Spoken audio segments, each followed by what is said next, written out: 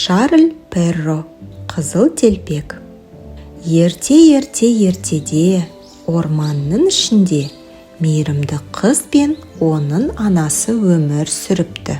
Қыз басына әрқашан қызыл телпек киіп жүретін.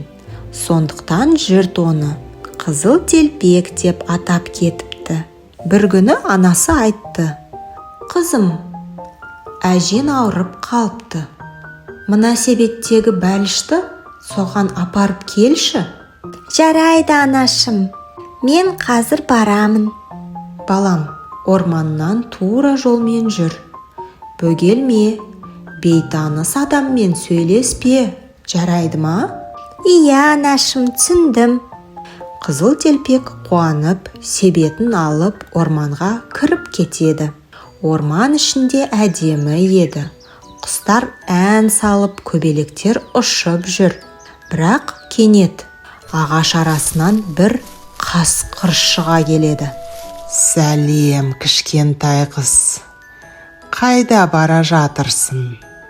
«Сәлеметсіз бе, мен әжеме бара жатырмын. Ол орманның ар жағында тұрады».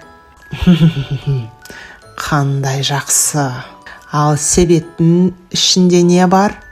«Әжеме арналған бәліш жатыр». Қасқыр ішінен: «Бірден екеуін жесем бе екен?» «Қызыл телпек, қарашы, ана гүлдер қандай әдемі. Әжене сыйлық ретінде теріп алсан, қуанар еді ғой». Қыз гүл теруге кетеді, ал қасқыр жымын етіп, әжесінің үйіне қарай жүгіріп кетеді. Әже үйінде төсектің үстінде жатыр екен. Қасқыр есікті қағады. «Кім ол?» «Бұл менмін, қызыл телпек.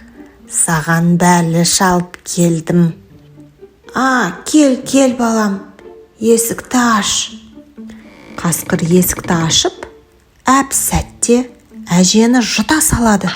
Оның орамалын киіп, төсегіне жата қалады. Көп ұзамай қызыл телпек те келеді. «Сәлем, әже, мен саған бәліш алып келдім». «Кел балам, жақында». Қыз жақындап бір түрлі нәрсені байқайды. «Әже, сенің көзің неге үлкен?» «Сені жақсырақ көру үшін, балам». «Ал құлағың неге үлкен?» «Сені жақсырақ есту үшін, балам». «Ал тістерің ше, неғып сондай үлкен?» «Сені жеп қою